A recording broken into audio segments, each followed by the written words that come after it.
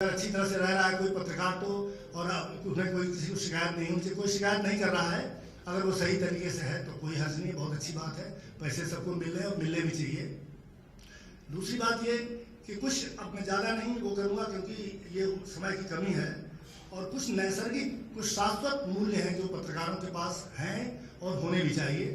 सत्य है, ज्ञान है, धर्म है, दया है, शांति है और क्षमा। ये 6 गुण ऐसे हैं जो उनके सगे संबंधी कहलाते हैं। ये उस पर एक संस्कृत का श्लोक है, वो मैं आपको सुनाना चाहता हूँ, वहीं से लिया है मैंने ये। सत्यम माता, सत्य जो है वो माता की तरह है। पिता ज्ञानम, पत्रकार को बहुत ज्ञान होना चाहिए। पिता, ज्ञान जो है वो पिता की तरह है। धर्मो भ्राता, धर्म भाई की तरह है, भ्राता की तरह। दया सखा, दया जो है वो मित्र की तरह है। शांति पत्नी, अभी पत्नियों को ऑब्जेक्शन हो सकता है, शांति पत्नी। क्षमा पुत्र, क्षमा पुत्र की तरह है।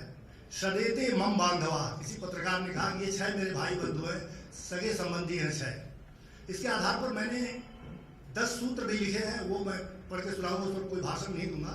कि बुलेट पॉइंट में आज सुबह बैठ के मैंने 10 पॉइंट बनाए हैं कि क्या होना चाहिए, क्योंकि समाधान, समाचार सब नारद लाए, नारद समाचार लाते थे, उसका समाधान भी बताते थे, समस्याओं के साथ साथ समाधान भी बताते थे।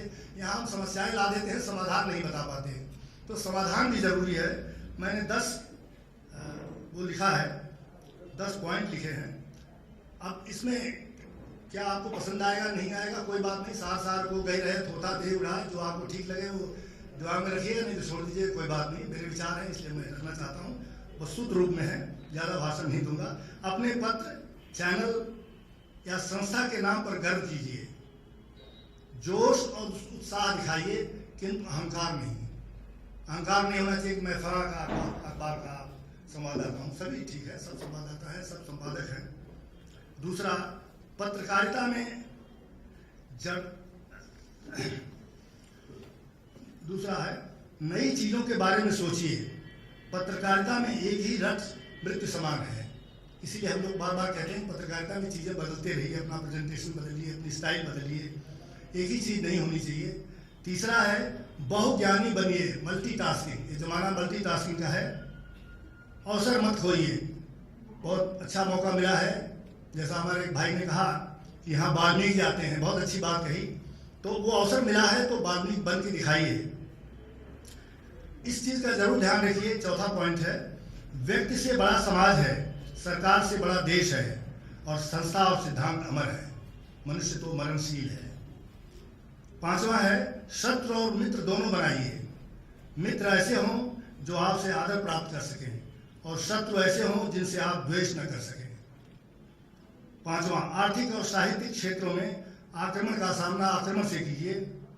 शांति से रहना हो तो अपनी रक्षा के लिए हमेशा तैयार रहिए।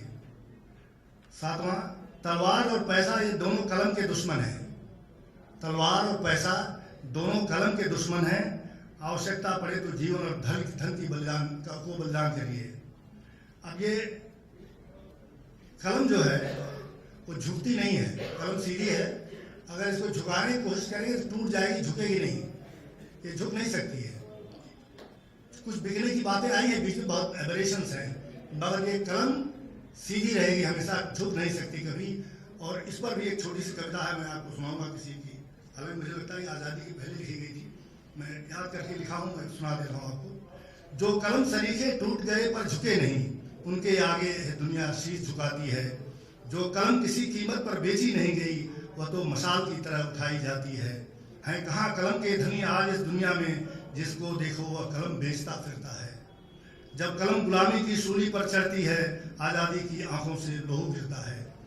ये सिर्फ थोड़ी सी चीज़ इसमें दी हुई है कि जो बिकने की बात आई है बाद में आया है, पेड न्यूज़ वाली बात जहाँ चली थी, मैं उसके बारे में ज़्यादा नहीं, एक छोटा सा उदाहरण देना चाहता हूँ। एक बड़े नेता ने बताया हमको, टाइम खत्म हो जाए, ठीक है, नहीं दूंगा। तलवार और पैसा, ठीक है। 8वां पॉइंट है, दृढ़ रहिए पर हठी नहीं। Be determined but don't be obstinate. परिवर्तनीय बनिए पर कमजोर नहीं। फ्लेक्सिबल होइए लेकिन वीक मत होइए। स्पष्टवादी, सगर्व, सचेष्ट और स्फूर्तिमान रहिए, तभी आपका सम्मान होगा। जो कुछ छपा प्रसारित हुआ, जिम्मेदारी लीजिए। ये मत कहिए, दूसरे पर मत डालिए। अगर आप हेड हैं उस संस्था के, उस अखबार के, उस चैनल के, जो कुछ हुआ आप उसकी जिम्मेदारी लीजिए, गलत या सही। अगर आप जानते हैं और आपके देख रेख में हुआ है, you are responsible for it. व्यर्थ दोषारोपण पाप है। मीडिया की स्वतंत्रता या शक्ति का व्यक्तिगत उपयोग कभी न कीजिए। ज़्यादातर हम लोग ये करते हैं, ये नहीं होना चाहिए। जिस काम के लिए है उसी का उसका इस्तेमाल उसके लिए करिए।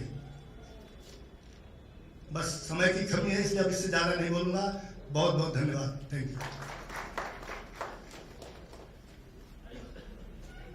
एक लाइन और धन्यवाद की बात हुई। मेरा मकसद सिर्फ हंगामा खड़ा करना मेरा मकसद नहीं।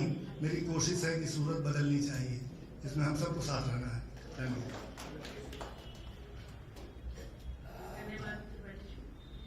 आपके 10 सूत्री समाधान का ये सत्र स्वागत करता है, सम्मान करता है।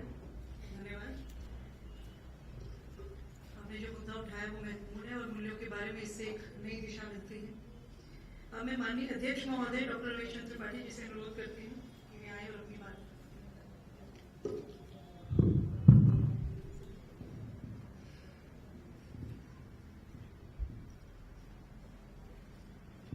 मैं सबसे पहले माखनलाल चतुर्वेदी जी को नमन करता हूं और आज के मुख्य वक्ता त्रिपाठी जी, इस संस्था के वाइस चांसलर प्रोफेसर वी के कुठियाला और रायपुर से पधारे हुए जोशी जी, वह भी पत्रकारिता विश्वविद्यालय के कुलपति हैं। सुभाष सूद अग्रवाल जी, सहयोगीगण, बंधु, मीडिया कर्मी और विद्यार्थी,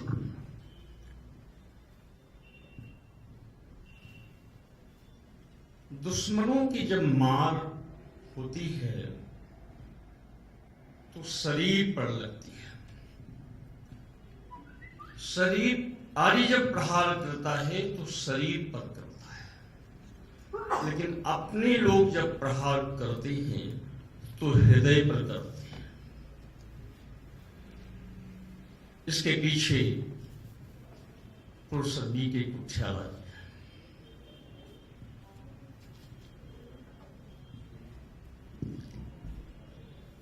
मेरे लिए बड़ी असमंजस स्थिति है जहां पर गुरु सदस्य मेरे मौजूद हों, शिष्य भी मौजूद हों, सहयोगी भी मौजूद हों और मीडिया कर्मी भी, और 3 त्रिपाठी मौजूद और तीनों सफेद रंग पहने रखे हों। ये बड़ा विचित्र है। कुछ कहना नहीं चाहता हूं, बार बार कुठियाला जी का संकेत है कि समय बहुत हो गया है। दोषी मैं ही हूं क्योंकि अध्यक्ष था, अध्यक्ष दोषी होता ही। संजय द्विवेदी और संजय द्विवेदी के पिताजी, संजय जी के द्विवेदी के पिताजी ने मेरे पिताजी से पढ़ा था और संजय द्विवेदी जी ने बीए जो है वो लखनऊ विश्वविद्यालय से किया था। सौभाग्य दुर्भाग्यवश मैंने उनको पढ़ाया था। तो कल वो कह रहे थे कि परंपरागत और पीढ़ी से मेरे गुरुजन आए हैं।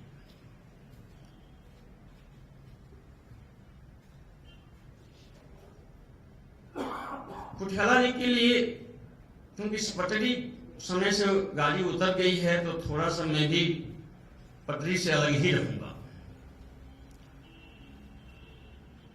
वाणी संभाल कर बोलिए, ना है हाथ न पांव, एक शब्द करे औषधि और एक शब्द करे घाव।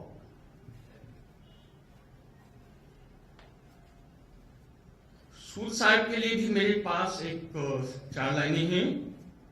हर शब्द में एक शास्त्र था, हर वाक्य कुछ मर्म था, आप सबका साथ मिला ये जन्म का सत्कर्म था।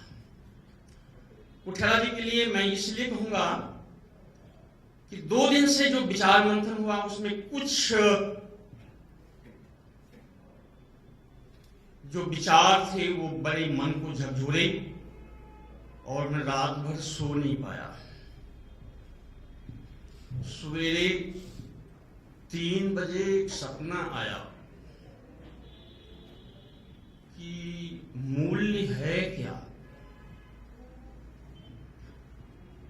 फिर उस सपने में ही उत्तर भी आ गया कि मूल्य तो सभी जानते हैं,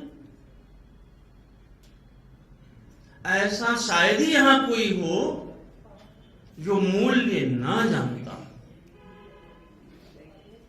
बात तो उसके पीछे सोचने की है, विचार करने की है, और अगर सही सोच लें, सही विचार कर लें तो विकार जितने हैं वो सब के सब दूर हो जाएंगे।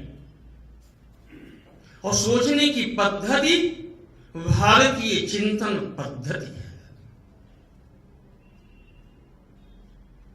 जिसमें बहुत सारे लोगों ने यहां पर वसुधैव कुटुम्बकम सत्यम शिवम सुंदरम सर्वे भवन्तु सुखिनः आदि की बात की।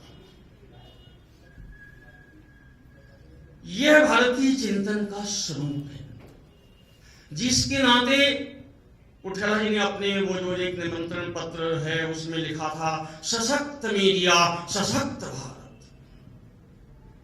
मीडिया के पीछे भी वही एडजेक्टिव है और भारत के पीछे भी वही शब्द है। दोनों सशक्त है, इसमें कोई दो राय नहीं है। और उस सशक्त का बहुत बढ़िया उदाहरण हमारे तिवारी जी ने अपने उसमें दिया था। डॉक्टर नीमूधर, डॉक्टर गुरुदत्त और बहुत सारे लोगों ने मुझे बहुत प्रभावित किया है। एक बात कहना चाहूंगा, खासतौर से कुठेला जी से निवेदन करना चाहूंगा कि जिस मध्य प्रदेश के जिस विश्वविद्यालय के वे कुलपति हैं, उस व्यक्ति का नाम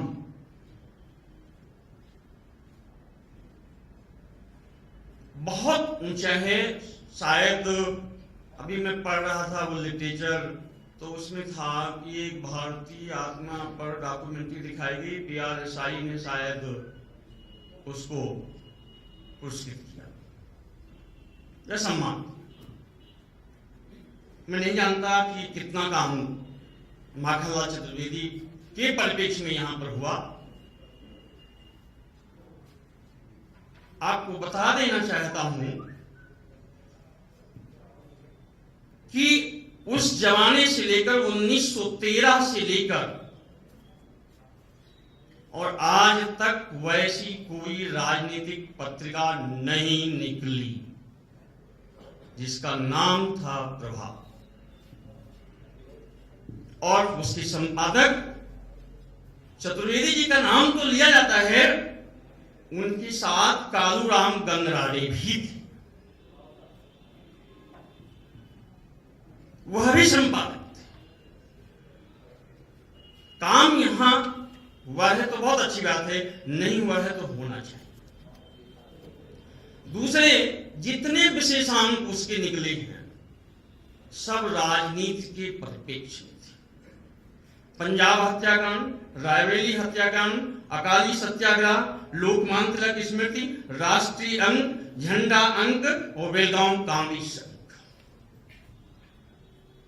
और आपको बता दें, जो आज स्त्री विमर्श हो रहा है पत्रकारिता में, भारतीय साहित्य में उस स्त्री विमर्श में कृष्णा सोबती या जाने कितने और सारे पत्रकार हम पुरुषों और स्त्रियों को बांटने में लगे। हमारा ये काम नहीं है कि स्त्रियां बराबर हो, ठीक है, लेकिन हमारी संस्कृति नष्ट ना हो, एक ऐसे परिवार की संरचना हो जिससे हम नए समाज का निर्माण कर सकें। हम विध्वंसकारी समाज का निर्माण न करें। संसार की स्त्रियां एक पूरा स्तंभ होता था प्रभा में, और आज तक वह संसार की स्त्रियों का अगर विचार इकट्ठा कर लिया जाए और उसे पुस्तकों के रूप में लाया जाए तो शायद ये आज का जो स्त्री विमर्श है वो उसका सारा का सारा उत्तर उसमें मिल जाएगा। जरूरत है ऐसे विचारों पर को फिर से पुनर्प्रकाशित करके हम इन नवयुवकों विद्यार्थियों को बताने की, समझाने की, उनको दिखाने की, उनको सुनाने की, उनको पढ़ाने की। यही वो प्रदेश है जहां पर जबलपुर से श्री शारदा नामक साहित्यिक पत्रिका निकली। मैं फिर आपको कहना चाहूंगा कि उसके संपादक नर्मदा प्रसाद मिश्र जी थे और उसके जो स्तंभ थे वो गोरक्षा, विमान विज्ञान। उस जमाने में 1920 की बात है, ये विमान विज्ञान की बात की जा रही थी, पुस्तकालय विज्ञान की बात की जा रही थी, और साथ ही साथ संपादन विज्ञान की भी बात की जा रही थी। हम कहते हैं कि कोई किताब ही नहीं मुझे मिलती, हमें शायद हमने अभी अच्छा रिसर्च नहीं किया। अगर ऐसा नहीं है कि उनके अंक नहीं मिलेंगे, जरूरत है उसके खोजने की, दायित्व है ऐसे विश्वविद्यालयों की जो इस तरह से कार्य करा करके कि उस जमाने में कैसा संपादन विज्ञान था, उस जमाने में कैसे विमान का विज्ञान था और कैसे गोरक्षा पर काम हो रहा था। यही वो प्रदेश है जहां से वीणा भी आज भी शायद निकल रही थी। इंदौर से उसके भी इतने साहित्यिक विशेषांक निकले।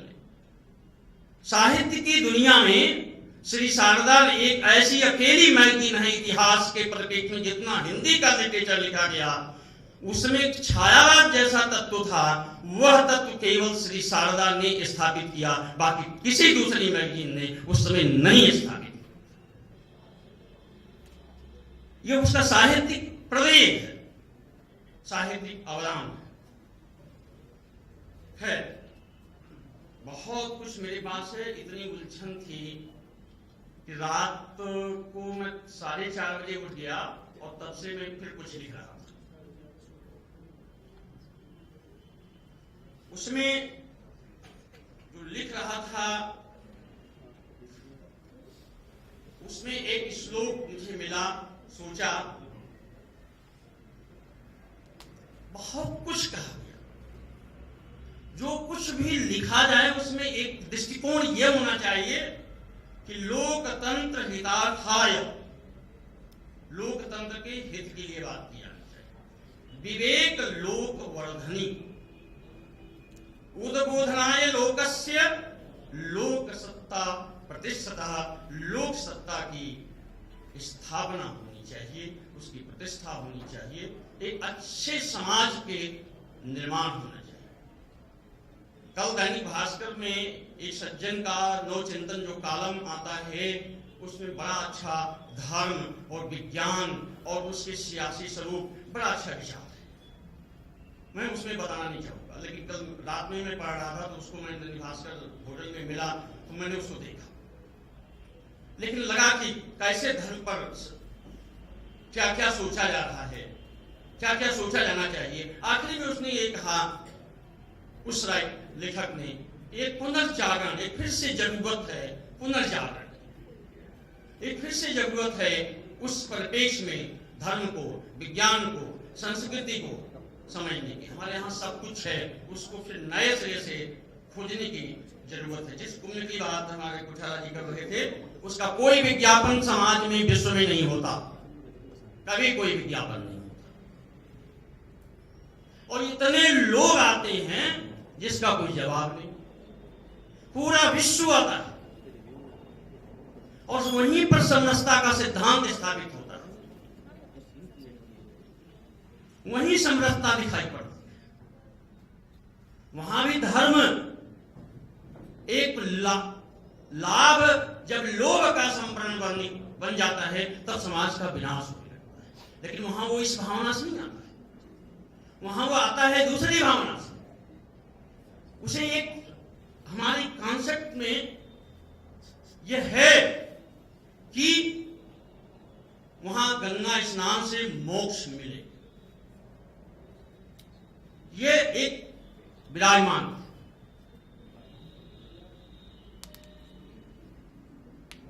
तो इन सारी स्थितियों को तरजीह मिल गई है, लेकिन मुझे जितने विचार झकझोरे उसके लिए मैं कोठाला जी को भी साधुवाद दूंगा, संजय द्विवेदी को भी साधुवाद दूंगा।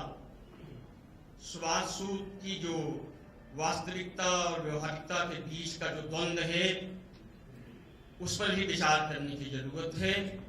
तमाम नीमोधर जी की जो व्यवहारिकता पूर्ण बात थी या गुरुदत्त जी की बात थी, उन सारी चीजों पर हम लोगों को मंथन, विचार मंथन, चिंतन, मनन करना चाहिए। बहुत अच्छा परिप्रेक्ष्य मनोज श्रीवास्तव जी ने दिया था और उसका बहुत अच्छा समाहार हमारी कोठाला जी ने दिया था। एक बात यह है, सर की एक चिंता थी कि समस्या सब बताते हैं, समाधान नहीं कोई बताता। समाधान तो चाहे हम लोग जिस तरह से विचार विमर्श सम्मेलन करें, समाधान तो सर अपने हिसाब से सोचेंगे, बना भी लेंगे, दे भी देंगे। ये उनकी आदत है, ये उनकी जिद है, इसी तरह से प्रक्रिया में वो काम करते हैं। लेकिन इतने सारे लोग उन विचारों से उत्तेजित हुए, कुछ सोचे, कुछ हुआ, कुछ हम लोग समझे और कुछ हम लोगों के दिमाग में कल गुजरने के तमन्ना लगी। यही संगोष्ठी की सार्थकता है। धन्यवाद।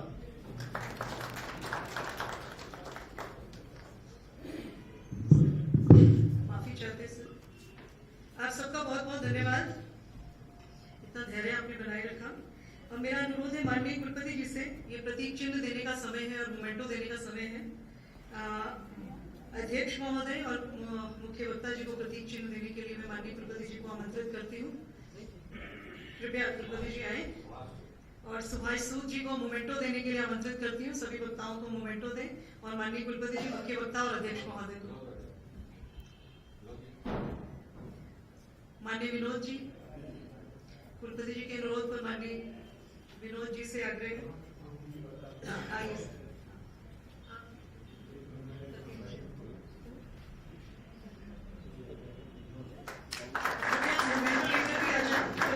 समय बहुत कम है।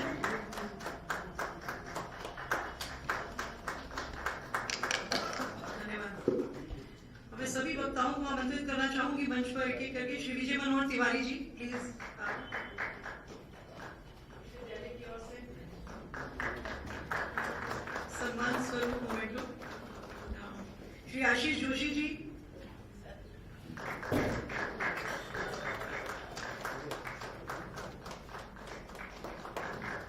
तेजी से चल के कुछ सेकंड बचा लिए। डॉक्टर अविनाश वाजपेयी जी,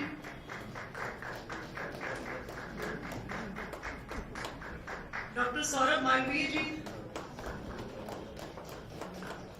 सुरेंद्र पाल जी और अनिल द्विवेदी जी।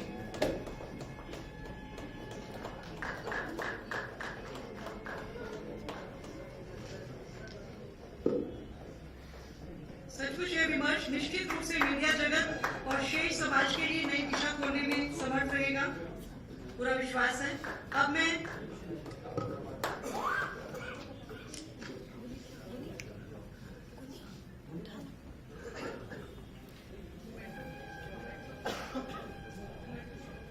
ये डॉक्टर मनोज कुमार जी, माफ कीजिएगा, डॉक्टर मनोज कुमार जी। सुभाष जी प्लीज।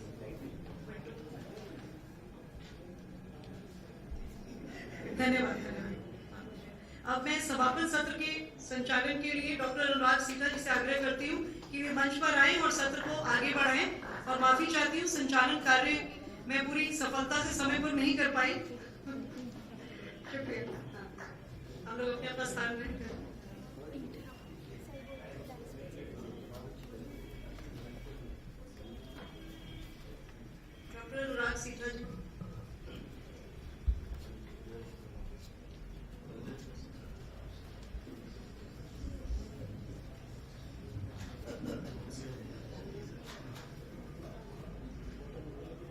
यही वाली लगा दी।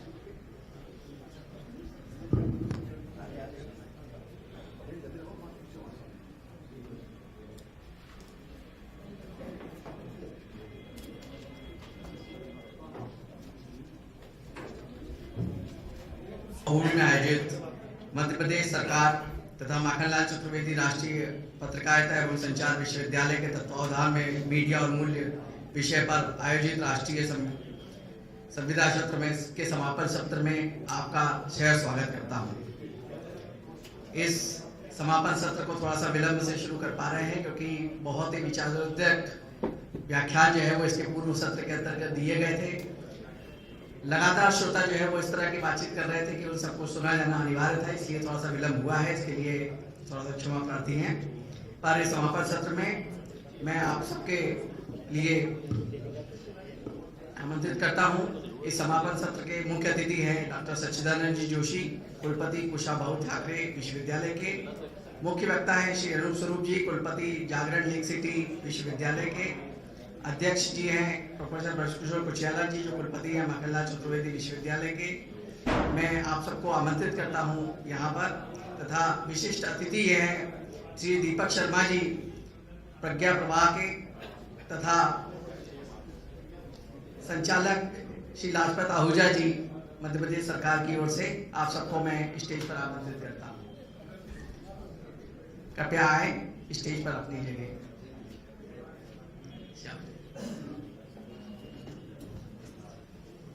नहीं कर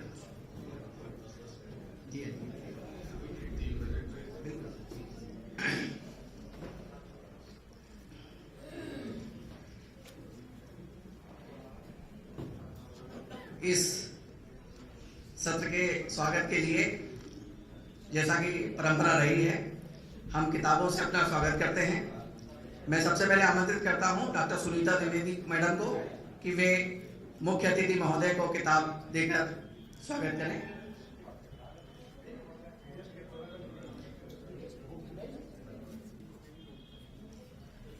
डॉक्टर सुनीता द्विवेदी मैडम जोशी जी को किताब देकर स्वागत करेंगे। मैडम आगे श्री अनूप स्वरूप जी को किताब देकर स्वागत करें।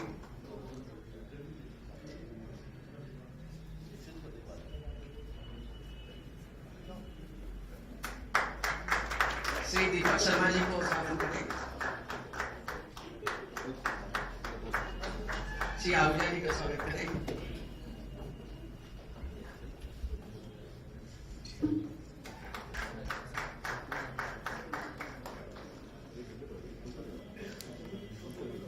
इस समापन सत्र में सबसे पहले मैं आमंत्रित करता हूं मैडम पी शशिकला मैडम को, ताकि वे इस 2 दिवसीय कार्यशाला की सत्र समीक्षा रिपोर्ट प्रस्तुत कर सके।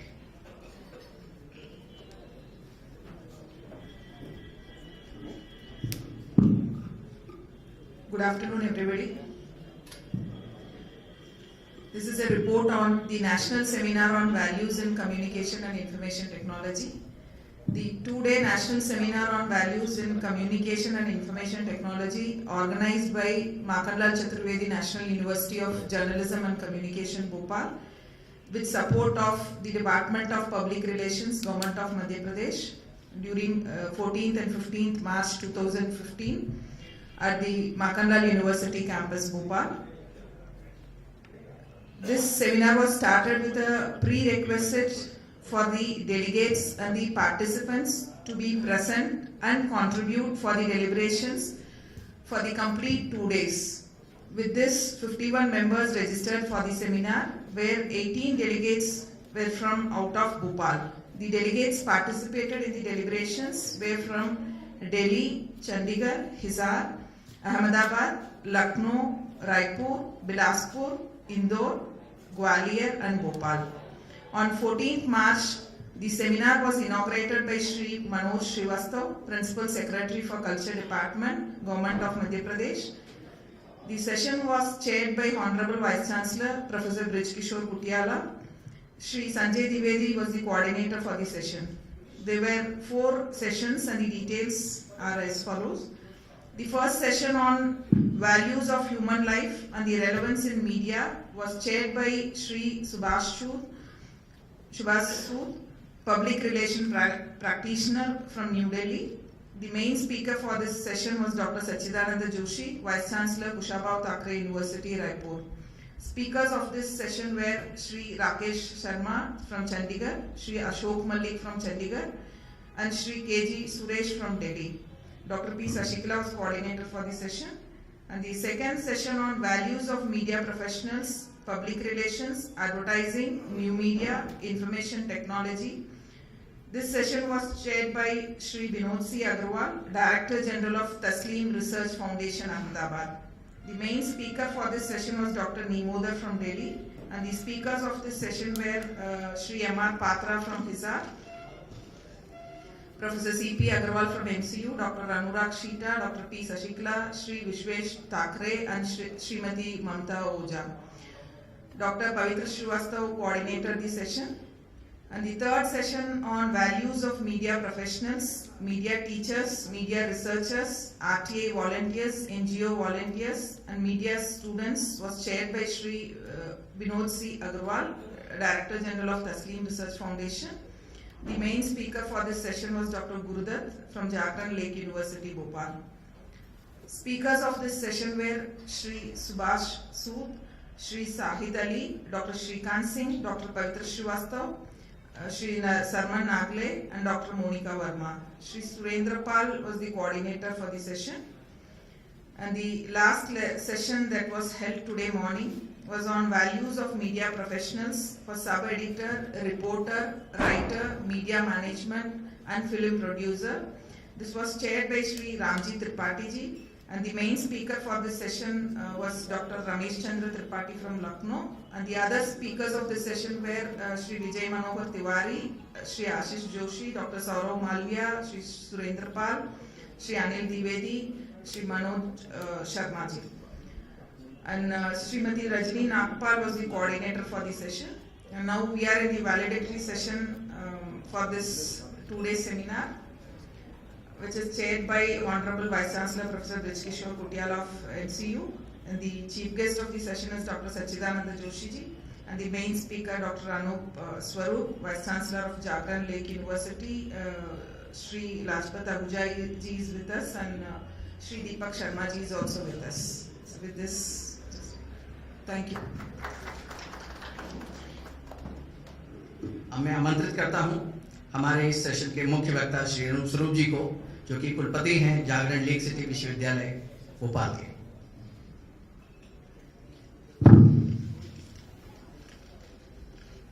आदरणीय डॉक्टर प्रोफेसर ब्रजकिशोर कठियाला जी, डॉक्टर सचिदानंद जोशी जी, डॉक्टर आहूजा जी, श्री दीपक शर्मा, यहाँ उपस्थित समस्त महानुभाव विद्वज्जन, आपका अभिनंदन, अभिवादन।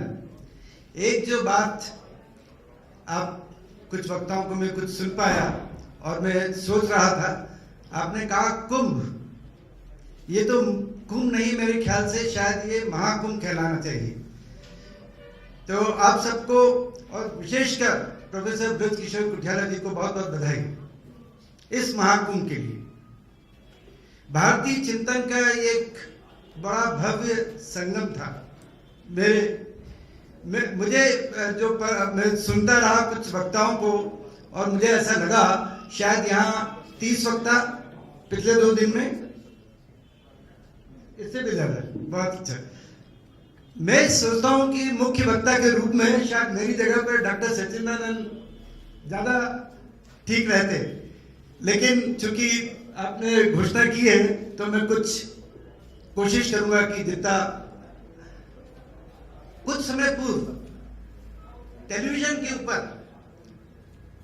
प्रेस काउंसिल ऑफ इंडिया के अध्यक्ष काटजू जी और उनका संवाद चल रहा था करण थापड़ से, और बात थी मीडिया के सेल्फ रेगुलेशन पर। तो मैंने कुछ पॉइंट्स नोट किए। चूंकि संवाद अंग्रेजी में था, इसलिए मैं बात है न्यूज ब्रॉडकास्टिंग रेगुलेटरी अथॉरिटी देश में लाने की। तो उसमें जस्टिस काटजू से जब करण थापर ने बोला, एंड जस्टिस काटजू के the views are very well known, so he said India is in a transition from a industrial society to a post-industrial society, and he was not at all happy with the press, with the fourth estate in the country. So what he mentioned was, he said, there are 3 reasons I am not happy when questioned by Karan Thapar. First was, he said that the press in India is anti-people. And he said the main reason it is anti-people is because of the paid news. Number 2, he said it divides the people, especially in a country which is a secular country with various faiths, religions. He says, because of the communal nature of our press. The third thing which he mentioned was, it promotes superstitions. And for that he mentioned about those programs which are there on most of the Indian channels, Jyotishacharya, Vastu ke upar और बाकी. So that is the reason he gave.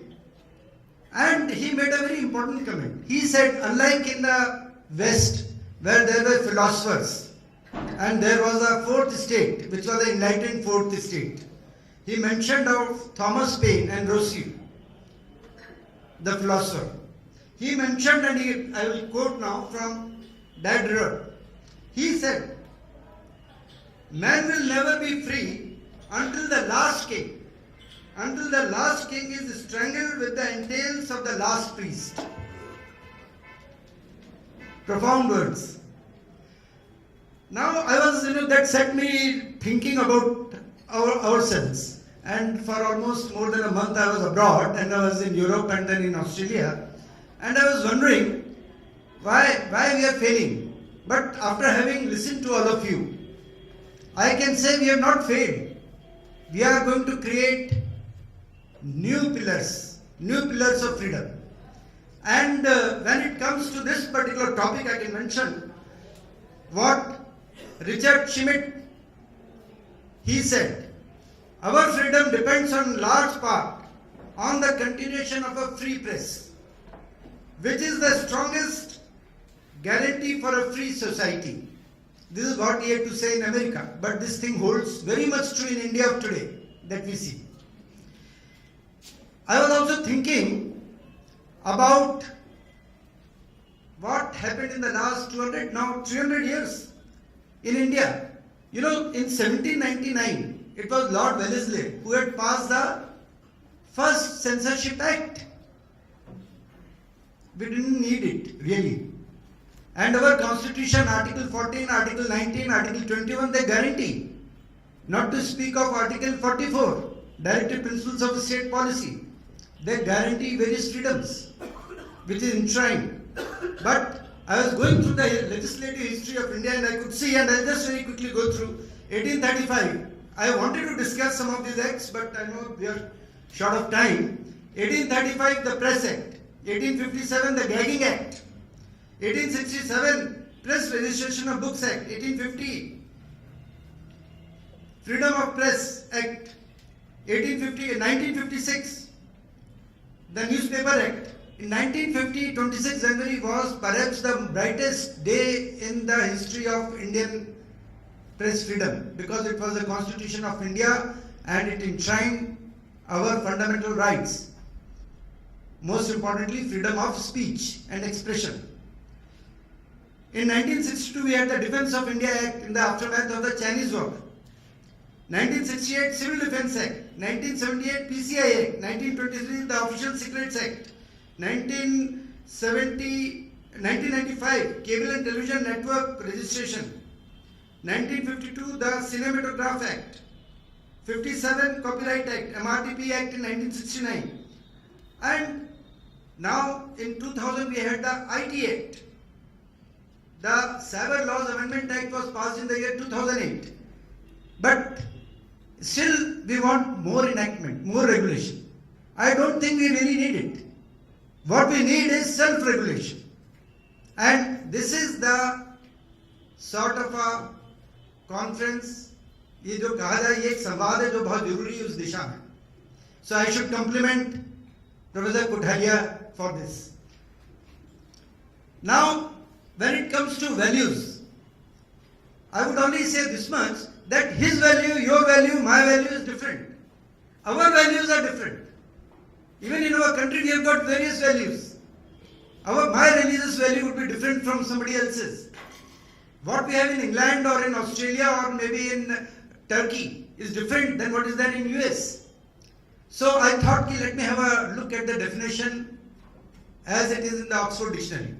Oxford Dictionary says, value is an individual's absolute or relative and ethical value, the assumption of which is the basis for ethical action. And here lies the crux. As journalists, our ethical action will behave on the values which we inherit. And it is for the intelligentsia in our country to ensure that we inherit the right values. Each one of you, when you were speaking, were right. In your own right, you were correct. Now, when you talk of value system, it is a set of consistent values that would lead to a behavior on what is good and what is bad. Principal values are those which form the foundation for any society. We take pride that India is the oldest civilization in the world. Our principal values are being copied across the globe. They are valued all over the world. अभी आप बात कर रहे थे, हम बात करते हैं धर्मनिरपेक्षता की, हम बात करते हैं सत्यमेव जयते. Somebody said सत्यम शिवम सुंदरम. हम लोग मानते हैं Vasudev कुटुंबकम. The whole world is one family. But I think it is very equally important that we should look at the value systems across the globe and what they have done. So I was trying to find out, and then I saw that values may be different for a psychologist, for a sociologist, and then the list goes on for an anthropologist. So the types of values can be doctrinal, because there is a risk of indoctrination. We know what happened during the Great Revolution, during the Cultural Revolution in China. In the name of values, there was indoctrination. So that is what we have to be guarded of. Then there are social values, there are aesthetic values, there are cultural values. I am not going into any more detail, and I would very quickly come to one important thing, and I felt I should share it with you. Maybe you have got, have you heard about the Shorts Value Survey? आप लोगों में से किसी ने सुना है Shorts Value Survey? It was a value orientation survey, and what they tried to find out was how societal values will impact our individual's value. And an individual's value, how would it impact the media, and how media has got a relation to the society as such. They found that whatever is there in the media, it impacts each and every individual, and what impacts the individual impacts the whole society. And this is what we are going to achieve. It is said that man is the crowning achievement of evolutionary history.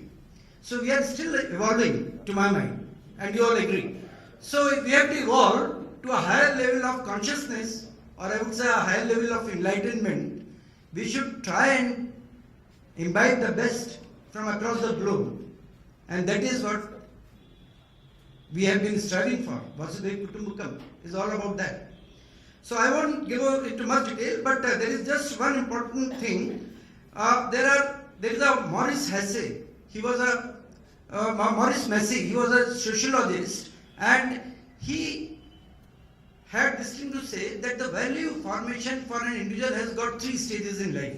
The first is the imprint period, up to 7 years. Second is the modeling phase, up to 13 years. And third and most important is the socialization phase, that is beyond 14 years. Now, the visual media, the digital media, the internet media, we have got Facebook, WhatsApp, Twitter, and the list goes on. It has got an extraordinary impact on all these 3 phases. We are equally worried about the children. So, they made a chart. Engelhardt, he made a chart, and he wanted to find out how these values would differ from country to country and from cultures to cultures. So in that chart there was x-axis and there was a y-axis. On the x-axis on the top was the secular rational values. They started from the traditional values, and on the y-axis were the values like self-expression. From survival instincts to the self-expression. What he found, and that holds very true, that societies which are traditional societies were more towards the bottom. More advanced societies, and that also is subjective again, but they were on the top. Now, on this x-axis, on the top was Confucius. On the y-axis, on the top were countries like Australia, some countries in Europe like Denmark, but the traditional societies, even Americans were considered to be traditional. They were at the bottom. South Asia, that includes India, was found to be in the middle. I thought that might impress you, because when we are talking of, and in a university, we should be talking about a little bit of academics as well, and what researches have been done across the globe. I won't take much time, but I would again compliment. I am very sure, and I would end.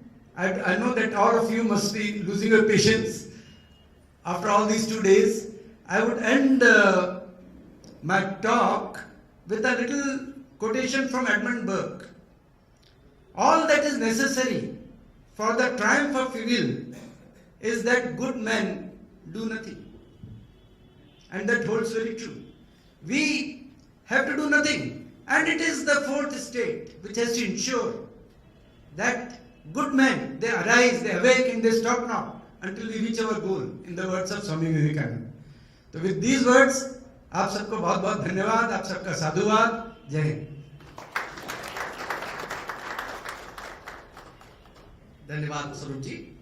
अब मैं आमंत्रित करता हूं हमारे विशिष्ट अतिथि श्री दीपक शर्मा जी को कि अपने विचार व्यक्त करें।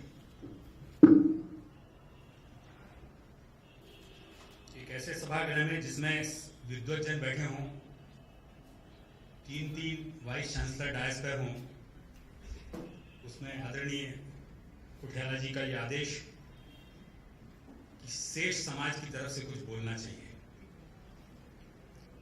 2 दिन से सभी विद्वज्जनों से मीडिया और उसके में मूल्य, इसकी प्रतिस्थापना कैसे हो या कितनी हो गई है, ये सब सुना।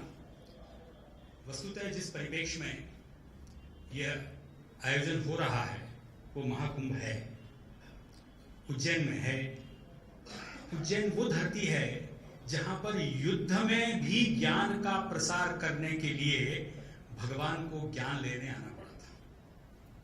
श्री कृष्ण संदीपनी आए थे। वो स्थान है शायद जहां पर कालिदास ने, जब ये सब आईसीटी नहीं थी, तब मेघों से चर्चा की थी, पंछियों से चर्चा की थी और एक अलग प्रकार का संसार का निर्माण किया था। हम सब उस संस्कृति के पोषक हैं, संवाहक हैं। वस्तुतः संचार प्रौद्योगिकी की जब बात होती है और उसमें मूल्य निष्ठता की बात होती है, तो टेक्नोलॉजी अपने आप में कोई मूल्य नहीं लेके रखती। जो उसको ले जाने वाले लोग हैं, मूल्य उनमें होते हैं। टेक्नोलॉजी तो टेक्नोलॉजी है। यदि ऐसा ना होता तो 366 आविष्कार करने के बाद जब अल्फ्रेड नोबेल ने डायनामाइट का आविष्कार किया तो 1 महीने तक वो परेशान रहा।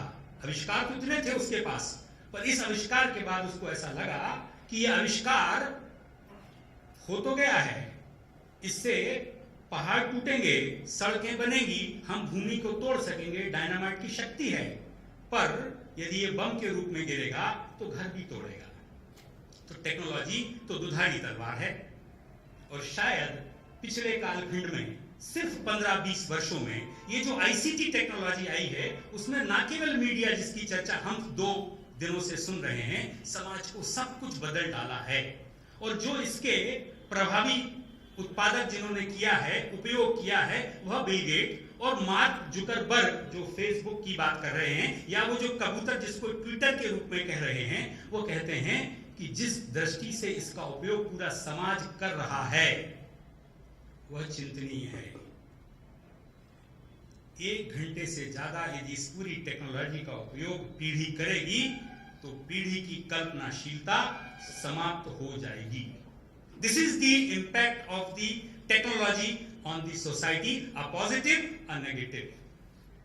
एक 28 वर्ष का बालक ट्रेन में यात्रा के समय सहकर्मी था। वह एक अच्छे संपन्न परिवार से था। माता पिता ने जब जब जो चाहा, मोबाइल वगैरह वगैरह सब उसको उपलब्ध कराए। 12वीं की परीक्षा अच्छे से पास करी। घर में इंटरनेट आदि सारी सुविधाएं उपलब्ध थी। IIT में एडमिशन हो गया, अच्छी MNC में नौकरी लग गई। इस छोटे से मोबाइल के टुकड़े से संपर्क कर करके उसने अपना विवाह कर लिया। माता पिता ने उसको अरेंज मैरिज का स्वरूप दिया। वो 28 वर्ष का बालक विवाहित जीवन पूर्ण करके 28 वर्ष में डाइवर्सी हो गया। ये उसकी अकेले की कहानी नहीं है। आज इस देश में जो परंपरा और संस्कृति के मूल्यों का देश है, इस टेक्नोलॉजी के संवहन करते करते आज देश में 33 लाख परिवारों के प्रकरण विभिन्न अदालतों में चल रहे हैं। वो उस 28 वर्ष की उम्र के बालक के साथ इन सारे संचार उपकरणों का लेकर हम एक अखबार में 25-30 पन्ने का अखबार देखते हैं। एक छोटा सा टीवी आज 100 चैनलों का पेज पृष्ठ रखता है और उसके बाद तो इंटरनेट के तो पृष्ठ अनेक हैं ही। ये सब पूरी जो टेक्नोलॉजी आ रही है, ये सब क्या कर रही है, इसके तरफ जरा हम सबको विचार करना होगा। हम तो संवाहक ही है ना, मूल्य तो हमें हैं। और यदि मूल्य की कोई बात है, बड़े बड़े फार्मूले के बजाय यदि एक छोटा सा फार्मूला ले लें, सत्यम वद धर्मम चर, बस खत्म। इसके बाद ज्यादा सूत्रों की आवश्यकता शायद नहीं हो। सत्यम वद, सत्य हर काल में रहा है, अनादि से लेकर अनंत तक उसकी यात्रा है, सदैव खोजा जाता रहेगा। जब आत्मानुभूति हो जाए तब वो सत्य मान लें, कोपरनिकस के सत्य ने पूरी चर्च के सत्य को ठुकरा दिया था। आज सत्य के प्रति आग्रही हो जाएंगे तो चीजें आ जाएंगी। उसकी कीमत सबको हर काल में चुकाना पड़ती है, चुकाई है। और इसीलिए तो शायद किसी ने युधिष्ठिर का उदाहरण दिया था। इतने वर्षों बाद याद क्यों करेंगे? मुझे लगता है कि आज जिस कालखंड में हम हैं, जिस टेक्नोलॉजी के साथ हम हैं, दुनिया में जो कुछ भी हम कर सकते हैं, मार्गदर्शक अपनी लेखनी से, अपने वाणी से और अपने द्वारा दिए गए दर्शन से, दृश्य से और अपने विचारों से हम सकारात्मक की तरफ बढ़ें। कीमत तो चुकानी पड़ेगी यदि अच्छे समाज का निर्माण करना है। और शायद हमारी वो भूमिका भी है। एकात्म मानव की तरफ जब हम देखेंगे तो उसका तदात्म से कैसा संबंध होगा, उसके रूप में यदि हम कुछ कंट्रीब्यूट कर सकेंगे तो मुझे लगता है ये जो समाज इधर खड़ा है, जो शेष समाज है, वो जो रोज सब कुछ पढ़ता है, देखता है, देश में शायद दुनिया के हम सबसे ज्यादा अखबार छापने वाले देश में हमारी गिनती है। 40 करोड़ अखबार इस देश में छपते हैं, प्रतियां। 1000 से ज्यादा चैनल हैं इस देश में। 1000 चैनल, 40,000 अखबार और 1000 तो हम कितने बड़े उसके हिस्सा हैं। और इस सब का हम बम्बार्डिंग जो उसने किया था, उसने तो 2 शहरों पे मारे थे वो बम, हिरोशिमा नागासाकी पर। हम प्रत्येक घर में मार रहे हैं। किस प्रकार का घर, किस प्रकार का जीवन बरसाया गया। मुझे लगता है हमें तो दुनिया को यदि कुछ दिखाना है तो अपनी मूल्य और संस्कृति की तरफ जाना होगा। 25 करोड़ रुपए प्रतिदिन की जनार्दन रेड्डी की इनकम साल में 10,000 करोड़ से कम होती है, परंतु 5 लोगों का एक एम्पावर्ड समूह पिछले 5 महीने में वह काम करके दिखा सकता है कि 1,75,000 करोड़ का कोल स्कैम को सुप्रीम कोर्ट के आदेश से रद्द करी हुई खदानों को पुनः जब ई ऑक्शन की पूरी व्यवस्था निर्मित करता है और 2 लाख करोड़ रुपए जब सरकार के खाते में जमा करता है, शायद वो समाचार की वैल्यू नहीं बनती, पर वो बहुत बड़ी खबर ना हो, पर कार्य बहुत बड़ा। धन्यवाद। धन्यवाद जी। अब मैं आमंत्रित करता हूं हमारे इस सभा के मुख्य अतिथि डॉक्टर सच्चिदानंद जोशी जी को कि वो अपने विचार व्यक्त करें। Thank you.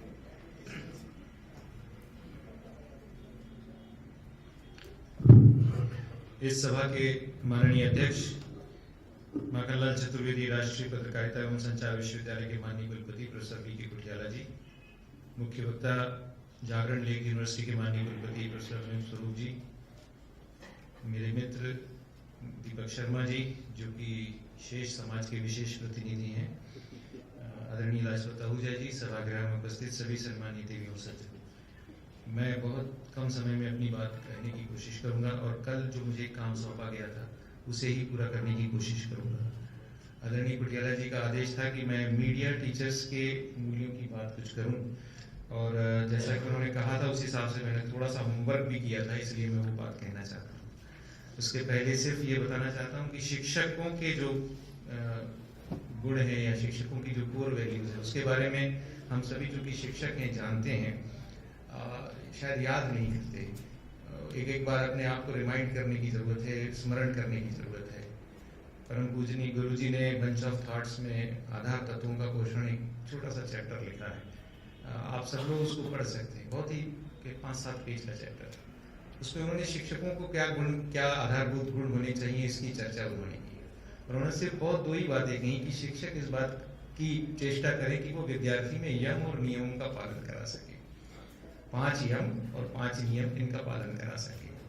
और 5 यम कौन से हैं, तो उन्होंने कहा आपको सबको मालूम है, सिर्फ मैं याद दिलाने के लिए, अहिंसा, सत्य, आस्तेय, ब्रह्मचर्य और अपरिग्रह, ये 5 यम है। और 5 नियम है, शौच, संतोष, तप, स्वाध्याय और ईश प्रतिष्ठा। और जब उन्होंने कहा कि ये भारतीय शास्त्र में कही गई बात है, अभी जब स्वरूप साहब अपनी बात कह रहे थे, और उन्होंने ये भी कहा कि जो अलग अलग संस्कृतियों और अलग अलग परंपराओं में भी बात कही गई है, बाइबल में भी जो 10 कमांडमेंट्स की बात कही गई वो भी कहीं ना कहीं इसी के आसपास और को रिलेट करती हुई बात कही गई। तो अगर शिक्षक इन्हीं आधारभूत बातों का ख्याल रख लें तो शायद बहुत सारी समस्याएं हमारी सुलझ जाएंगी, ऐसा मुझे लगता है। सत्य की बात बार बार हो रही है, जाबाली की कथा हम सबको याद होगी, जाबाली की कथा गुरुजी ने भी उसमें दी है कि जब जाबाली एक बहुत बड़े ऋषि के पास ज्ञान प्राप्त करने के लिए गए तो ऋषि ने कहा कि मैं तुम्हें जरूर बताऊंगा, जरूर सिखाऊंगा, लेकिन पहले तुम बताओ कि तुम किस गोत्र के हो, तुम किस गोत्र के हो ये बताओगे तब मैं तुम्हें ज्ञान दूंगा। तो जाबाली को मालूम नहीं था कि वो किस गोत्र का है, तो वो अपनी माँ के पास गया और माँ के पास जाके पूछा कि माँ मैं किस गोत्र का हूँ। तो माँ ने कहा नहीं बेटा, मैं किसी एक घर में जब काम करती थी तो वहाँ जो मेरे मालिक थे उनसे तुम उत्पन्न हुए, उसलिए मैं तुम्हें अपना गोत्र नहीं बता पाती, क्योंकि मुझे भी उस व्यक्ति का गोत्र नहीं मालूम। और जाबाली ने कहीं झूठ न बोलते हुए सीधे उस गुरु को जाकर कहा कि ये मेरे गोत्र की कथा है, इसके बाद अगर आप मुझे ज्ञान दे सकते हैं तो दीजिए। और गुरु ने कहा कि तुम ही मेरे ज्ञान को प्राप्त करने के सबसे बड़े अधिकारी हो, क्योंकि तुम्हारा गोत्र जो है वो सत्य का गोत्र है। क्या हम सबका गोत्र सत्य का गोत्र नहीं हो सकता? शिक्षकों की दृष्टि से ये एक प्रश्न करने की जरूरत है। और वो सत्य भी जब हम कहते हैं कि रिलेटिव होता है, पारस्परिक होता है, एक दूसरे के साथ बदलता हुआ होता है, लेकिन उसके बावजूद भी एक शाश्वत सत्य कहीं ना कहीं है। जो शाश्वत सत्य मेरे, आपके और हम सबके और तमाम लोगों के और विद्यार्थियों के और प्रोफेशन के और मिशन के और कमीशन के और सब जगह वो शाश्वत सत्य है। और उस शाश्वत सत्य को कहीं ना कहीं हम देख लें, इसकी बात करेंगे। कुछ वर्ष मीडिया टीचर्स के साथ रहने के बाद और कुछ वर्ष मीडिया एजुकेशन से जुड़ने के बाद मैं कुछ 10-11 वैल्यूज को निकाल पाया हूँ जो मैं देखता हूँ कि मीडिया टीचर्स में होना चाहिए। उन तमाम 5 या 6 कोर वैल्यूज के अलावा जो 5-6 कोर वैल्यूज हैं वो सबको मालूम है, इसलिए मैं उसे नहीं दोहरा रहा हूँ। जिसमें नॉलेज है, हार्ड वर्क है, प्रिजर्विंग है, कंपैशन है, परसिवरेंस है। मैं जो बातें मीडिया टीचर्स में देखने की कोशिश करता हूँ वो पहली चीज है जो बेसिक वैल्यू आती है, संप्रेषणीयता, कम्युनिकेटिवनेस, जिससे वो संप्रेषणीय होते हैं। जो मीडिया टीचर्स के लिए बहुत कंपल्सिव गुण है और बहुत कंपल्सिव वैल्यू, उसको वैल्यू की तरह कहीं ना कहीं मीडिया टीचर्स अपने आप को उसको नरिश करें, सोचें, देखें, वो है संप्रेषणीयता। दूसरी बात है रचनात्मकता, क्रिएटिविटी। मैं उस ऑर्डर में नहीं बोल रहा हूं कि इसी क्रम में होना चाहिए, पर जिस भी क्रम में आप रखना चाहें। तीसरी बात है समायोजनीयता, एकोमोडेटिवनेस, ये भी एक बहुत महत्वपूर्ण गुण है जो मीडिया टीचर में होना चाहिए। चौथी चीज है गतिकता, डायनामिज्म, डायनामिक्स जो है मीडिया टीचर्स। जड़ता के शिकार प्राय हमारी शिक्षा व्यवस्था में कई बार हम देखते हैं कि हम लोग जड़ता के शिकार होते हैं। कई बार मैं तो जब बड़ी बड़ी क्लासेस में जाता हूँ और विद्यार्थियों से पूछता हूँ कि पिछले कितने साल से तुम इसी जगह पर बैठ रहे हो, आप महसूस करेंगे बच्चा जब क्लास में आता है तो साल दर साल वो उसी जगह पर बैठा हुआ महसूस होता है। न कभी टीचर उसको कहता है कि तुम यहाँ से हिलो, न बच्चा कभी इनिशिएटिव लेता है कि मैं यहाँ से हिल के इस क्लास को कहीं दूसरी जगह से भी तो देखूं कैसी दिखती है क्लास। तो ये जो जड़ता की शुरुआत है वो जड़ता के शिकार। तो इसलिए डायनामिज्म की बात कर रहे थे। ग्रहणशीलता एक बहुत महत्वपूर्ण गुण होना चाहिए, तो ग्रहणशीलता की बात की है। प्रति संवेदना और अनुक्रिया की बात कर रहा था, जो एक महत्वपूर्ण गुण है। स्फूर्ति और सतर्कता की बात कर रहा हूँ। स्फूर्ति बहुत एक महत्वपूर्ण गुण है, जो आमतौर पर देखा गया है कि एक समय के बाद वो स्फूर्ति का एकदम लोप सा होता जाता है। तो उस बात को कहीं ना कहीं हमें ढूंढने और खोजने की जरूरत है। दक्षता की जरूरत है, और दक्षता के लिए मीडिया टीचर्स के लिए मैं विशेष रूप से बात कर रहा हूँ। सारे ही टीचर्स को दक्ष रहना चाहिए, ये बात अलग है, पर मीडिया टीचर्स के लिए बहुत विशेष रूप से बात कह रहा हूँ। सत्यपरकता की बात कह रहे हैं, तीव्रता और तीक्ष्णता की बात कह रहे हैं, और संवेदनशीलता की बात कह रहे हैं। तो ये 11 गुणों की मैंने एक फहरिस्त रखी थी, जो मैं हमारी जो संयोजिका हैं उनको भी मैं दे दूंगा, और कोशिश करेंगे कि हम सब लोग जो वैचारिक अधिष्ठान आदरणीय कुठियाला जी ने यहाँ पर स्थापित किया है, और जो कि प्रारंभ हुआ है, समापन नहीं है। मेरे ख्याल से तो ये समापन सत्र नहीं है, ये तो एक नए वैचारिक अधिष्ठान का प्रारंभिक सत्र है जो आगे जाने वाला है। तो मेरी बहुत बहुत शुभकामनाएं हैं, और मुझे लगता है कि जो लोग मीडिया में आते हैं उनके लिए केदारनाथ अग्रवाल जी ने जो बहुत सुंदर पंक्तियां कही हैं, वो मीडिया की मूल भावना की बात है। जो जीवन की धूल चाटकर बड़ा हुआ है, जो तूफानों से लड़ा और फिर खड़ा हुआ है, जिसने सोने को खोदा लोहा मोड़ा है, जो रवि के रथ का घोड़ा है, वो जन के मारे नहीं मरेगा, वो तंत्र के मारे नहीं मरेगा। जो जीवन की आग जलाकर आग बना है, फौलादी पंजे फैलाए नाग बना है, जिसने शोषण को तोड़ा शासन को मोड़ा है, जो युग के रथ का घोड़ा है, वो जन के मारे नहीं मरेगा, वो तंत्र के मारे नहीं मरेगा। बहुत बहुत धन्यवाद। धन्यवाद सर। अब मैं इस सभा के अध्यक्ष महोदय श्री वैष्णव कुशला जी को आमंत्रित करता हूँ कि अपने विचार व्यक्त करें। अच्छा, मैं लाजपत आहूजा जी को आमंत्रित करता हूँ कि वे अपने विचार व्यक्त करें।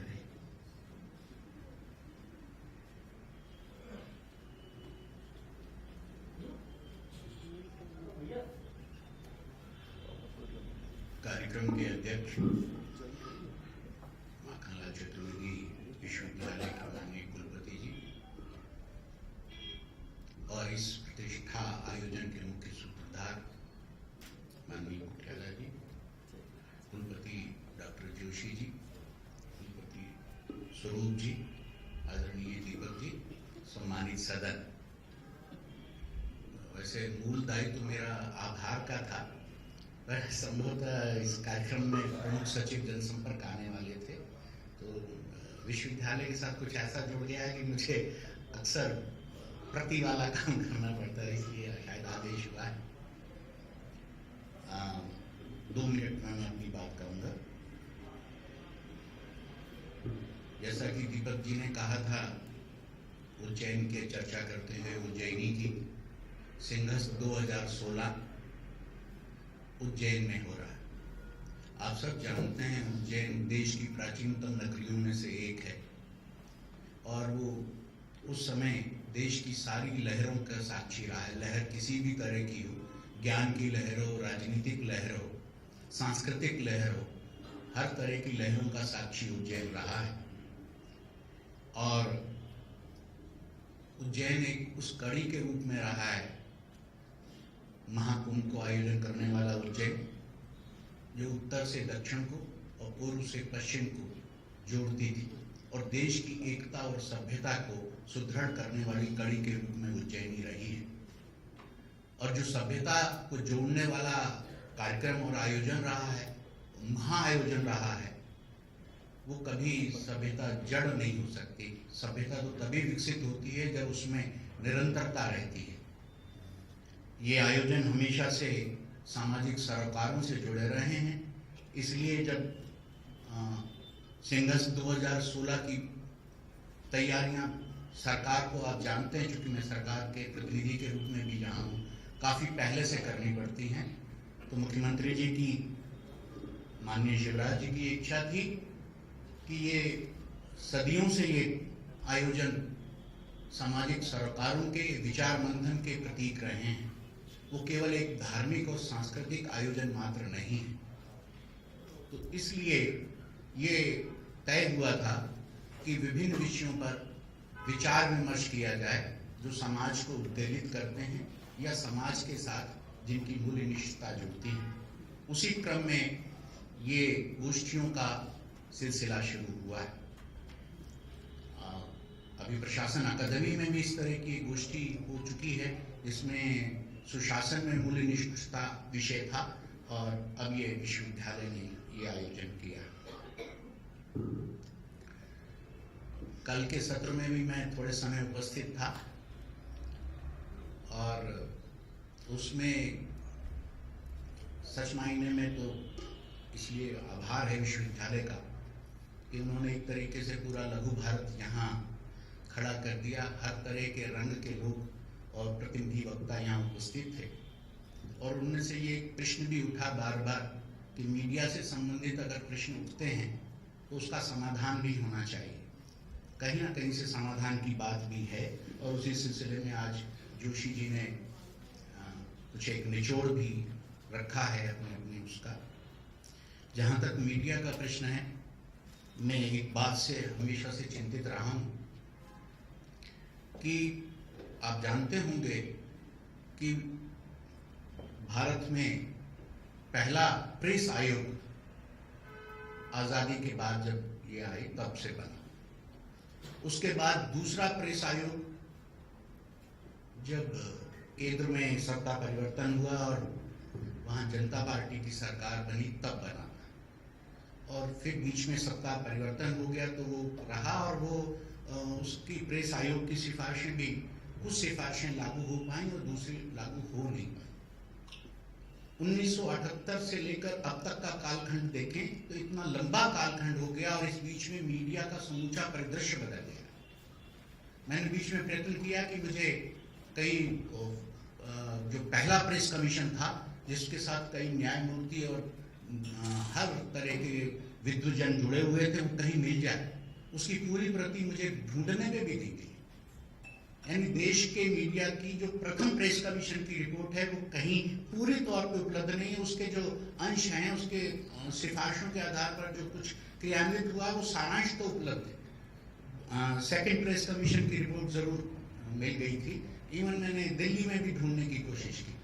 ये स्थिति है और ये स्थिति भी है कि आज भी जो हमारे समाचार पत्र निकलते हैं जिसका जिक्र स्वरूप जी कर रहे थे उसमें से एक है जिसमें समाचार पत्र निकलते हैं press and registration of books act. आज भी उसका नाम है 1866 1867 का एक्ट, नाम तक नहीं बदला। अभी बीच में कोशिश हो रही थी लेकिन वो भी पूरी तरीके से नहीं हुई। केवल उसमें जो अंग्रेजों के समय में नियमन के लिए बना तो थोड़ा सा उसमें मैं कहूँगा कॉस्मेटिक चेंजेस जरूर हुए हैं। तो आज वो जो सेकंड प्रेस कमीशन था उस समय इलेक्ट्रॉनिक मीडिया नहीं था। आज तो कल जोशी जी इशारा कर रहे थे नया मीडिया आ गया और किस तरीके का है जिसका कोई नियमन का भी वो नहीं है।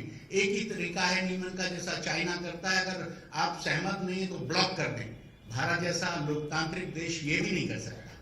तो इसलिए क्या ये सही समय नहीं है कि जब थर्ड प्रेस कमीशन की बात की जाए और इस विषय पर बहुत सारे जो नए प्रश्न उठे हैं उनके उत्तर वो कल एक मित्र कह रहे थे कि इस मामले में पत्रकारों के मामले में सरकार को दखल देना चाहिए। सरकार का मामला बड़ा खतरनाक है। जहां सरकार आती है उसका भी विरोध होता है कि सरकार हर बात में दखल क्यों देती है। इसलिए इसका सही समाधान पूरा समाधान तो किसी चीज का हो नहीं सकता, लेकिन एक समाधान ये भी हो सकता है कि ये सही समय है कि जब तृतीय प्रेस कमीशन की बात की जाए। बस मैं एक और बात, मेरे रायपुर के साथी आए थे, उन्होंने छत्तीसगढ़ सरकार की कुछ योजनाओं का जिक्र किया था और कहा था कि ऐसा होना चाहिए पत्रकारों के हित में। मेरे अंदर का जनसंपर्क अधिकारी जाग गया है तो मैं ये बताने में वो अपने को रोक नहीं पा रहा हूँ कि मध्य प्रदेश में ऑलरेडी पत्रकारों के लिए पेंशन योजना है। पेंशन शब्द सरकारी सेवकों के साथ जुड़कर थोड़ा हल्का हो गया है, इसीलिए हमने उसको श्रद्धा निधि नाम दिया। हम उसको पेंशन नहीं कहते पत्रकारों की, हम श्रद्धा निधि नाम कहते हैं। और वो सारे उन पत्रकारों को जिन्होंने 60 वर्ष से ज़्यादा जिनकी आयु हो गई है उनको वो 62 वर्ष से उनको वो पेंशन हम लोग देते हैं। और पत्रकारों का दुर्घटना बीमा और वैसा बीमे की भी योजनाएं बिल्कुल अंतिम चरण में हैं। तो ये एक जानकारी मुझे रखनी थी। और इसके साथ ही मैं बहुत आभारी हूँ मध्य प्रदेश सरकार की ओर से विश्वविद्यालय का कि उन्होंने उसको बड़े अच्छे रूप में आयोजित किया। खास करके आदरणीय कुटियाला जी और पूरा विश्वविद्यालय के परिवार और प्राध्यापकगण और जो लोग इससे जुड़े रहे हैं, मैं उस सब के प्रति इस अवसर पर अपनी ओर से और मध्य प्रदेश शासन की ओर से, जनसंपर्क विभाग की ओर से आभार भी व्यक्त करता हूं। धन्यवाद जी। अब मैं सत्र के अध्यक्ष श्री कुटियाला जी को आमंत्रित करता हूँ कि कुटियाला जी अपनी बात करें।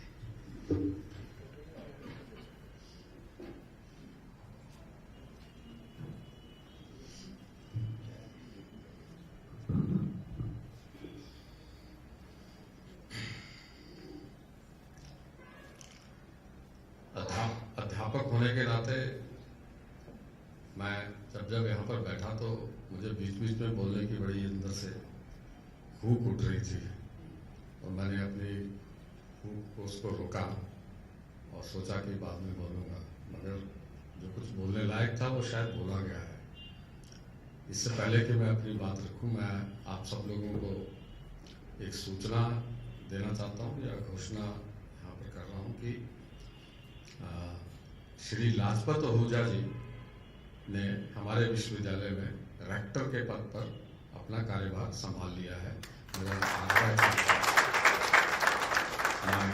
आप सबकी तरफ से और विश्वविद्यालय की तरफ से अपनी ओर से लाजपत आहूजा जी को विश्वविद्यालय में रेक्टर के पद पर आने के लिए स्वागत करता हूं। और आज जब आप आभार प्रकट कर रहे हैं जनसंपर्क विभाग से या मध्य प्रदेश सरकार की तरफ से, तो आप माखनलाल चतुर्वेदी यूनिवर्सिटी की तरफ से भी आप सब आगंतुकों का आभार प्रकट करें, ऐसा मेरा आपसे आग्रह है, क्योंकि आप अब हमारे परिवार के एक सदस्य हैं।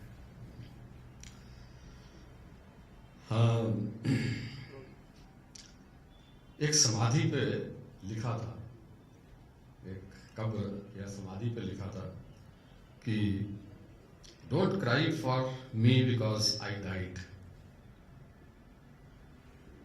रोइए मत क्योंकि मैं मर गया, परंतु रिजॉइस बिकॉज आई लिव्ड, खुशियां मनाइए क्योंकि मैंने जीवन जिया। और मुझे लगता है कि समाज में कोई भी व्यक्ति होता है, उसका उद्देश्य शायद यही होता है, और रोते हुए आया और रुलाते हुए तू जाएगा, ऐसा जो भाव बनता है वो कहीं ना कहीं एक, जब हम मानव के जीवन के एक बड़े उद्देश्य की देखते हैं, तो वहां पर फिर ये विषय उठता ही है कि जीवन में जो हमारा कर्म है, हमारा जो व्यवहार है, हमारी जो सोच है, उसका उद्देश्य क्या हो। क्या खाना पीना, eat drink and B Mary, वो भी हो सकता है, बहुत साधारण है, बहुत सरल है और उसमें आनंद भी है, या इससे ऊपर उठने का कोई हमारा उद्देश्य है। और जीवन में ना केवल खाना पीना और मौज मस्ती करना, परंतु खाना पीना, मौज मस्ती करना और दूसरों के साथ रहना, सहयोग करना और दूसरे के साथ रहकर साथ का आनंद भी उठाना, ये दूसरे स्तर का है और हम सब लोग उसको करते हैं, मानव है इसलिए करते हैं। और कहीं ना कहीं हम तीसरे स्तर पर जाते हैं तो प्रकृति के प्रति अपना श्रद्धा भाव भी प्रकट करते हैं। चौथे स्तर, तीसरे स्तर पर जाते हैं तो प्रकृति के साथ अपने को जोड़ने का प्रयास करते हैं, कभी घंटी बजा के करते हैं, कभी लंबी नमाज बांग पढ़ के करते हैं, कभी चर्च में जाके करते हैं, कहीं ना कहीं प्रकृति के साथ संबंध स्थापित करने में करते हैं। और एक बड़ा उद्देश्य होता है कि हम एक इससे भी बड़ा उद्देश्य होता है जो कि कभी कभी असंभव सा लगता है, कभी कभी लगता है कि ये तो यूटोपिया है, कभी कभी लगता है कि शायद इसको करने से एक अलग एक सीढ़ी को प्राप्त होंगे, अलग स्थान को प्राप्त होंगे। और वो जैसे कहा जाता है कि ऐसे जीवन को बनाना जिससे, जिस जीवन में प्रकृति ने आपको उत्पन्न किया उससे एक कदम आगे बढ़ जाए। उसको कई शब्दों में कहा जा सकता है, नर से नारायण की विकास की यात्रा कहा जा सकता है, या महामानव बनने की यात्रा कहा जा सकता है, या अगर कुछ निराशावादी लोगों की भूमिका को लिया जाए तो ये कहा जाए कि असली मानव बनना, मनुष्य से मानव बनना या जंतु से मानव बनना, ऐसा कहा जा सकता है। और जब हम इस तरह की अलग अलग स्तरों की अपने विकास की बात करते हैं तो ये भी आता है कि हमने अपने आप से अपने लिए जो एक कार्य सौंपा, अपने आप को एक कार्य सौंपा और समाज ने उसको स्वीकृति दी। मैंने अपने आप को एक कार्य सौंपा, अपना करियर एक टीचर के रूप में अपना तय किया और मीडिया का टीचर, मीडिया का शोधकर्ता अपने आप को एक कार्य सौंपा और समाज ने इसकी मुझे स्वीकृति दी। उसने मुझे कहा कि तू चल रिसर्च असिस्टेंट बन जा, फिर तू रिसर्च ऑफिसर बन जा, फिर मुझे टीचर बनाया, फिर और बड़ा टीचर बनाया, फिर और जिम्मेवारी दी, मैनेजमेंट की जिम्मेवारी दी। तो जो मैंने अपने लिए तय किया और समाज ने कहा कि ठीक है, जो तुमने तय किया हम तुमको सपोर्ट करते हैं और तुम अपने काम को करो। हम सब लोग करते हैं। आहूजा जी ने अलग से काम किया। आप अनूप स्वरूप जी का देखेंगे तो इन्होंने अंतर्राष्ट्रीय स्तर पर अपने को काम दिए और अंतर्राष्ट्रीय स्तर पर इनको सहयोग प्राप्त हुआ।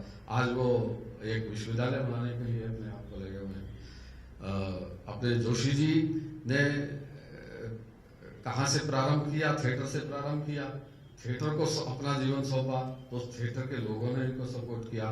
फिर इन्होंने एडमिनिस्ट्रेशन में आए तो एडमिनिस्ट्रेशन में आपको सपोर्ट मिला। फिर इन्होंने और आगे बढ़े तो इन्होंने मीडिया शिक्षा का प्रबंधन अपने हाथ में लिया, उसमें इनको सपोर्ट मिला और आगे जाने वाले हैं। तो अपने आप को हमको जो काम मिलते हैं हम अपने आप से तय करते हैं, समाज हमको और काम देता है।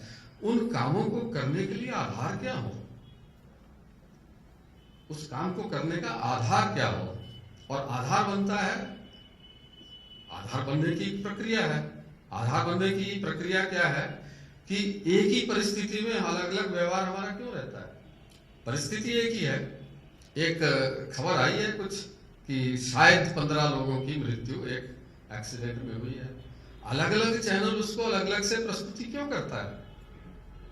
एक चैनल का हेड कहता है नहीं भाई इसको पहले पुष्ट करो, एक बार पुष्ट करो, 2 बार पुष्ट करो तब इसको देंगे। और दूसरा चैनल कहता है कि 15 लोग मरे हैं और 20 घायल हैं, तो 20 में से तो 5 तो मरने वाले ही होंगे, तो आप खबर दीजिए कि 20 लोग मरे। इन सब जो अलग अलग व्यवहार है, विभिन्न व्यवहार एक ही परिस्थिति में, जैसे केमिस्ट्री, फिजिक्स, बायोलॉजी में प्रैक्टिकल होते हैं जो प्रयोग करते हैं कि एक ही परिस्थिति में अलग अलग तरह का प्रयोग करते हैं तो उसके अलग अलग रिजल्ट आते हैं, उसके आधार पर रिसर्च होती है। तो मानव जीवन में जो व्यावसायिक जीवन है, जो प्रोफेशनल जीवन है, उसके आधार क्या है? उसके आधार आपके विचार का आधार आपकी जानकारी।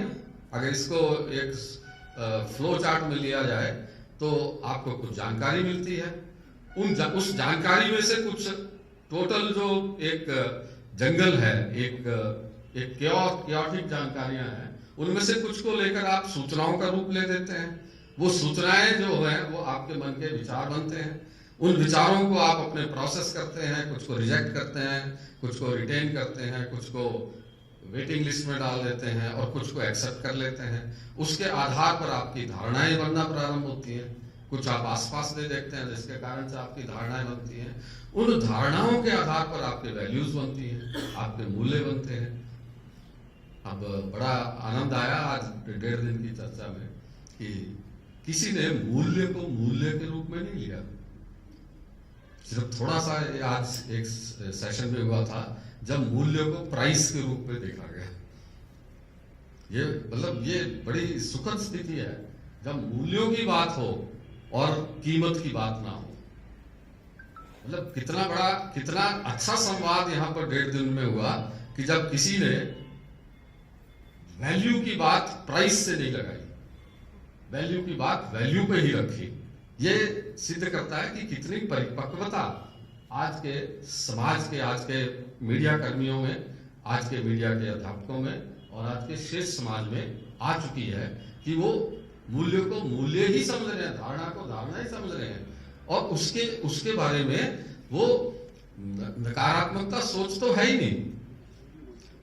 आज से 5 वर्ष पूर्व भी आप इस तरह की कोई गोष्ठी करते थे तो इतनी मीडिया बैशिंग होती थी।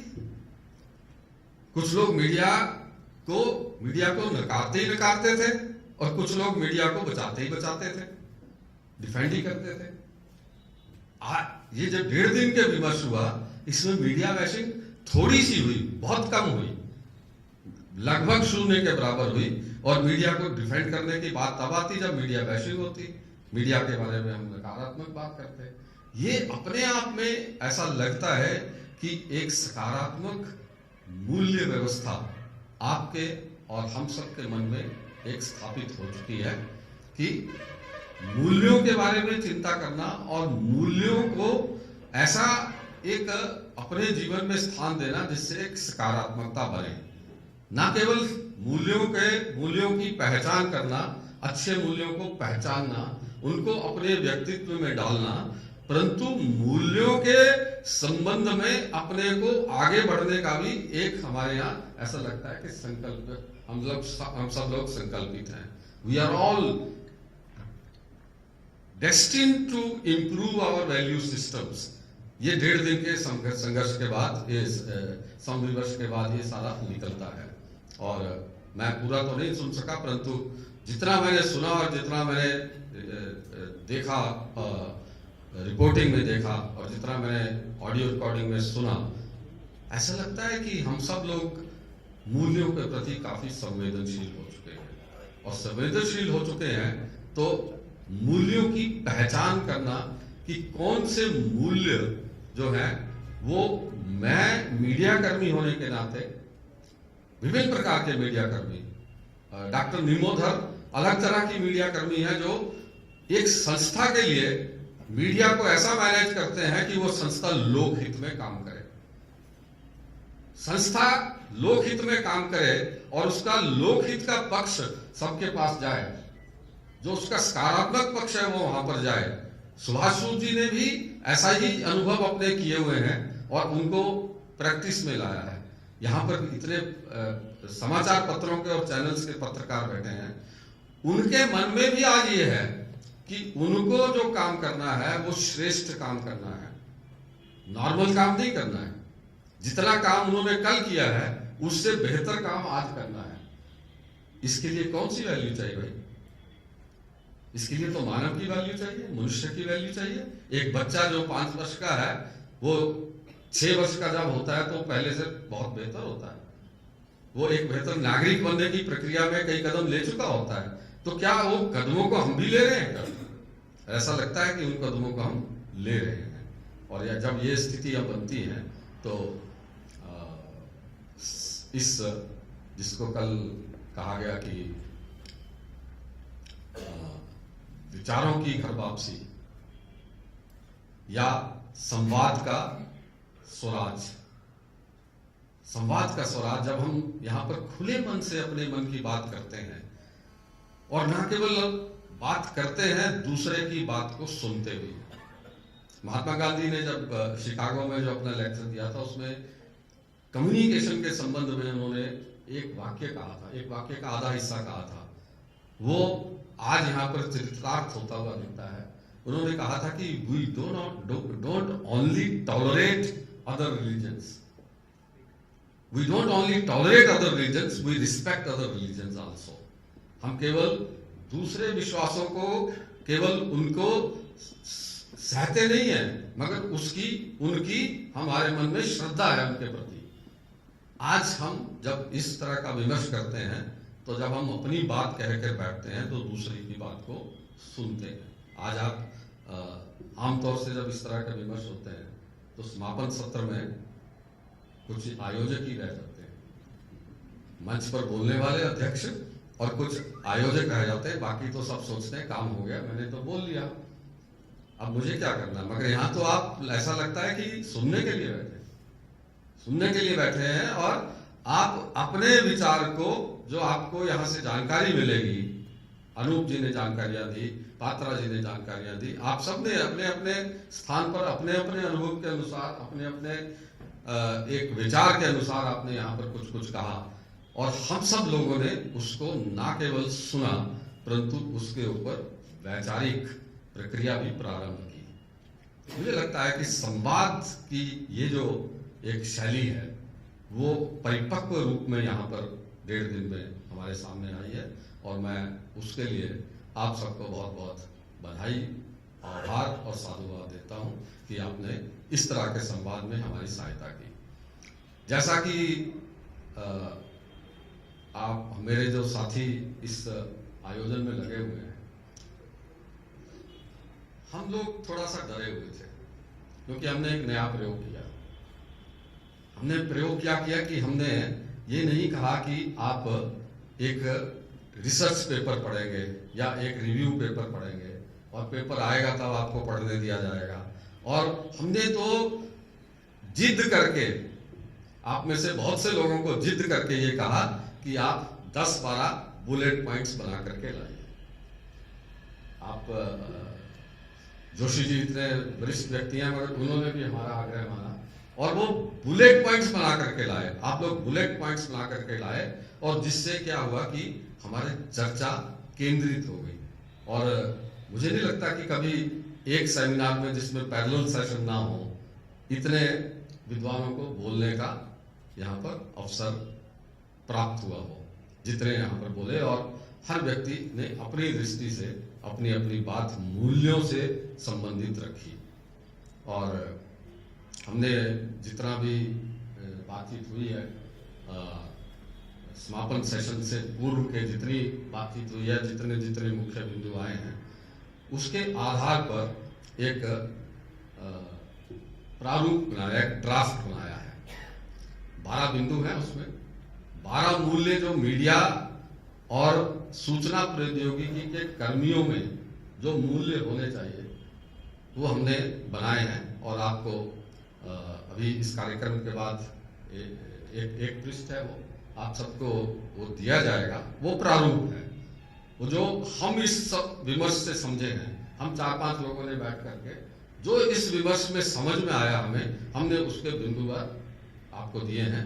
मेरा आग्रह आपसे क्या कि आप उसको अपने साथ ले जाएं, उसके ऊपर विचार करें, फिर से विचार करें, और उसमें क्या सुधार करना वो आप हमें 1 सप्ताह के बीच बीच में आप हमें दें।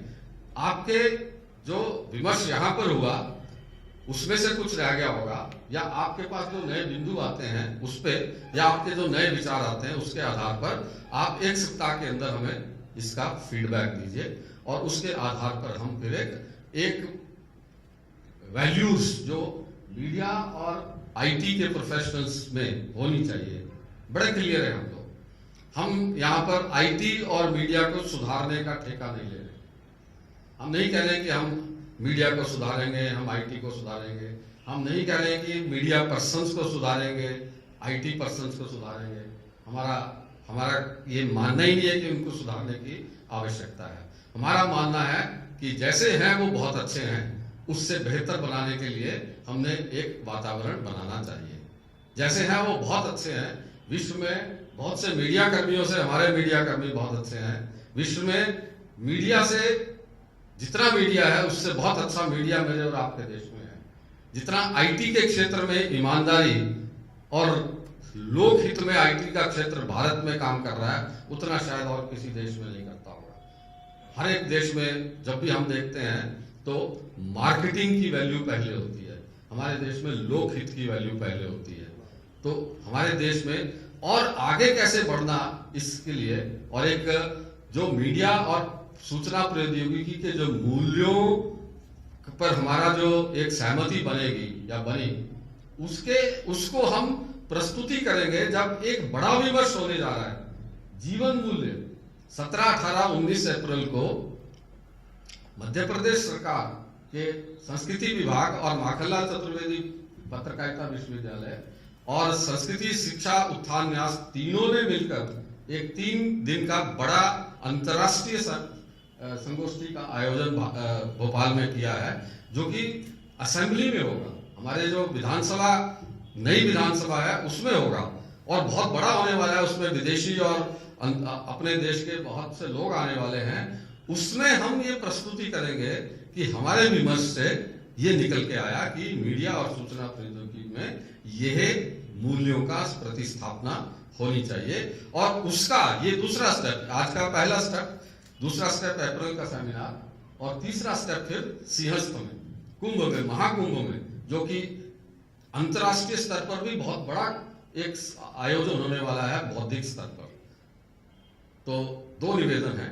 एक निवेदन तो ये कि इस पत्र को आप लेके जाइए और इसका फीडबैक अवश्य आप संजय जी को, डॉक्टर शशिकला जी के मेल पे, संजय जी की मेल पे या मेरी मेल पे, जहां भी आप ठीक समझे उस पर भेजें, और अवश्य भेजिए।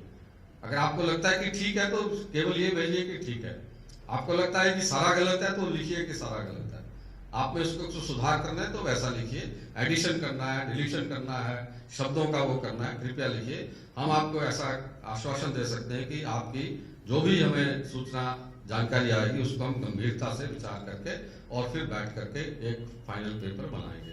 और दूसरा, कल मनोज जी मुझसे कह के गए थे कि मनोज जी ही जो 17, 18, 19 का जो अंतर्राष्ट्रीय आयोजन है उसके वो संयोजक हैं, और विश्वविद्यालय की तरफ से हम लोग भी हैं, तो आप सबको उस 17, 18, 19 के आयोजन में भी आपको निमंत्रण है। और उसमें 17 को सायंकाल को उसका उद्घाटन होगा, जगी उनका उद्घाटन, और 19 को उसका होगा, मगर 18 तारीख को पूरा दिन मीडिया और इंफॉर्मेशन टेक्नोलॉजी पर चर्चा होने वाली है। पैरेलल सेशन 5 होंगे, मगर एक पूरा का पूरा पैरेलल सेशन उसमें होगा। उसमें आप लोग भी होंगे और भी बहुत लोग होंगे। ऐसा प्रयास किया जा रहा है कि देश के शीर्षस्थ मीडिया पर्सन और इंफॉर्मेशन टेक्नोलॉजी के प्रोफेशनल वहां पर आए। आप लोगों का विमर्श का अनुभव हो गया है, तो वहां पर भी ये पूरा दिन का जो विमर्श होगा उसमें आप सब लोग आमंत्रित है। उसमें विदेशों से भी लोग आएंगे। तो ये 2 निवेदन हैं। और अंतिम बात ये कि वैल्यू को वैल्यू रहने दें, वैल्यू को कीमत ना बनाएं। कुछ मेरे युवा मित्रों ने चिंता प्रकट की कि मीडिया में लोगों की वैल्यू नहीं है, और कुछ ने यह भी कहा कि वैल्यू धीरे धीरे बढ़ती जा रही है। परंतु जब हम वैल्यूज की बात करें तो वैल्यू को वैल्यू रहने दें, मूल्यों को, धारणाओं को, विश्वासों को, अपने व्यवहार और कर्म के जो आधार हैं उनको वैल्यूज रखेंगे तो श्रेष्ठ वैल्यूज जो हैं, जो कीमत, जो जीवन में कीमत से चीजें मिलती हैं, जिनके लिए आपको कुछ प्राइस देनी पड़ती है, वो स्वयं प्राप्त होने वाली है। क्योंकि जो अनप्राइस्ड वैल्यू है, जो वैल्यूलेस वैल्यू है, वो एक बड़े स्तर का विचार है। और जो प्राइस्ड है, जो वैल्यू है, जो कीमत है, जो मूल्य है, जिसके लिए कुछ मुद्रा का खर्च करना पड़ता है, वो अन्य स्तर की है। तो अब मालूम नहीं ये कहीं शब्दों का हेरफेर क्यों है, और क्योंकि संस्कृत में और हिंदी में और भारतीय भाषाओं में ये जो जिन वैल्यूज की हम बात कर रहे हैं वो मूल्य ही है, वो मूल्य ही है। और जब हम अंग्रेजी के वैल्यू शब्द को बोलते हैं तो उसमें प्राइस और वैल्यू में कोई अंतर नहीं आता है। उसमें कहा जाता है कि हर मनुष्य की एक वैल्यू है, और वो वैल्यू जो है वो किसी ना किसी तरह से फिजिकली उसको मेजर किया जाता है। ये भेद भी हमें कहीं ना कहीं करना पड़ेगा। और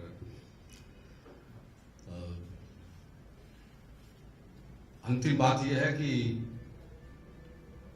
इस विमर्श का अगला कदम, एक तो अगला कदम जो बड़ा विमर्श है उसमें होना है, मगर हमारे विश्वविद्यालय की तरफ से अगला कदम यह है कि जिन वैल्यूज पे हमारी सहमति बनने वाली है, उन वैल्यूज को जो बच्चा विश्वविद्यालय में आता है उसको कैसे उसको स्ट्रेंथन करना। अगर वो वैल्यूज वो लेके आया है तो उसको और दृढ़ करना, उन वैल्यूज को और दृढ़ करना।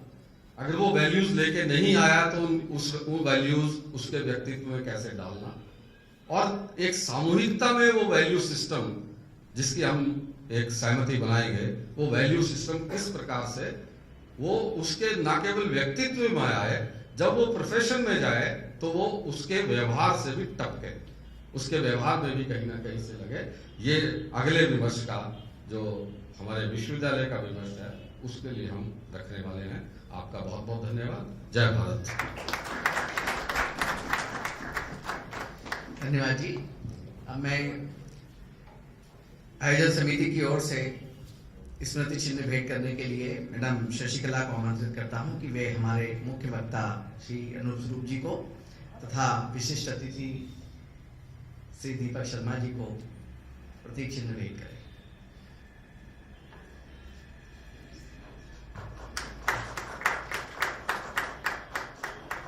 मैं मैडम से आग्रह करूंगा कि वे हमारे लाजपत आहूजा जी को भी जो है चिन्ह भेंट करें। वैसे तो परिवार के सदस्य वो हो गए हैं, फिर भी मध्य प्रदेश सरकार के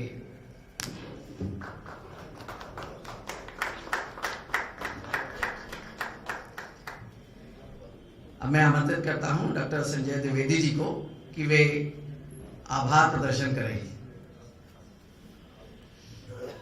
इस आभार प्रदर्शन के तुरंत बाद वंदे मातरम गीत होगा और इसके पश्चात ही जो है वो यहाँ पर ही भोजन की व्यवस्था है। आप लोगों को इसी हाल में भोजन प्रदान किया जाएगा।